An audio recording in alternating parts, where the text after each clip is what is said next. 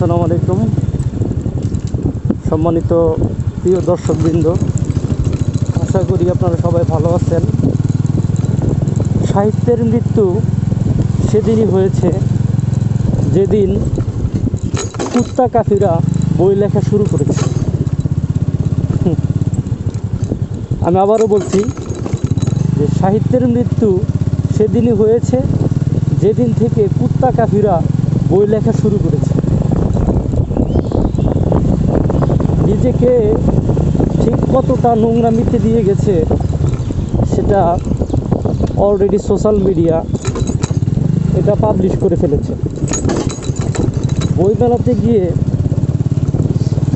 বইয়ের লেখার ধরন কেমন আই ডোন্ট নো, বাট তিনি যে হাত কসলাকসলি করেন, নারী দেখলে ফুল দেন, ফুল দিয়ে তার রূপের প্রশংসা করেন, এতেই বোঝা যায় যে সে কী ধরনের সাহিত্যিক। নাম দিয়েছেন কাফি ভাই। অবশ্য যার রুচি যেমন, যার চিন্তা ভাবনা যেমন, সে সেই রকমভাবেই বই উপস্থাপন করে বই লেখে। যেহেতু তিনি এই কাফি ভাই সোশ্যাল মিডিয়াতে অলরেডি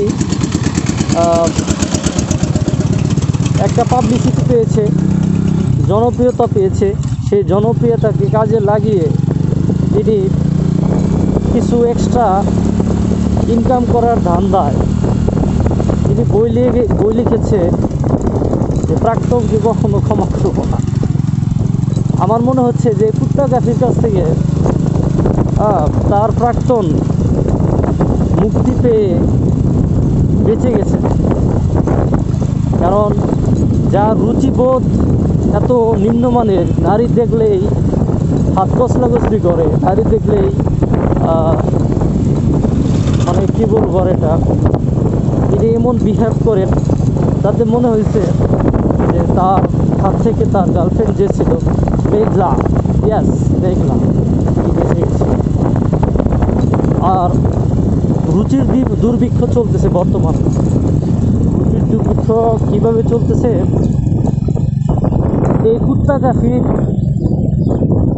বুক স্টলের সামনে বই মেলায় মানে এই কাফির মতো রুচির দুর্ভিক্ষ সম্পন্ন কিছু মানুষ দিয়ে ভিড় জমাচ্ছে, সেগুলো ভিডিও করে কাফি আবার তার পেজে দিচ্ছে।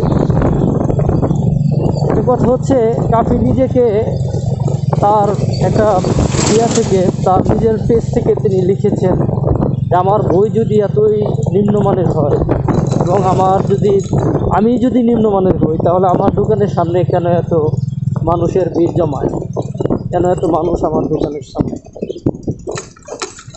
আমি কাফির এই কথার প্রতিবাদ স্বরূপ বলতে চাই যে ডাস্টবিনের সামনে মশা এবং মাছি একটু বেশি ঘোরাঘুরি করে।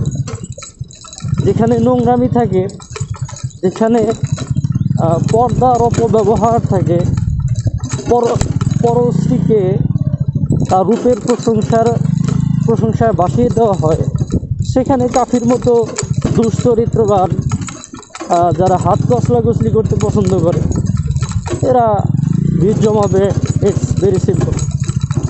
কাফিরা ভালো হয়ে যাও, কাফিরা ভালো হয়ে যাও। তোমরা সাহিত্যিক নামের নোংরা চরিত্রের অধিকারী, ভালো হয়ে যাও। যেদিন মানুষ বুঝতে শুরু করবে সেদিন কিন্তু তোমরা আসলে ধরা খেয়ে যাবে। কাফি, তোমরা ধরা খেয়ে যাবে। তুমি তোমার আচরণ, তোমার দৃষ্টিভঙ্গি দিয়ে এমন জঘন্য দৃষ্টি স্থাপন করেছো, তুমি ভাবতেও পারো না যে কতটা নোংরামিতে তুমি লিপ্ত হয়েছো। কাফি, তুমি ভালো হয়ে যাও। আর কাফির মতো যারা পাঠক আছে, যারা কাফিরদের বই যারা পড়ে, তাদেরকে বলতেছি, রুচির দুর্ভিক্ষ কি এতই পড়েছে যে এই কাফিরদের সাথে সেলফি তুলতে হবে, এই কাফিরদের সাথে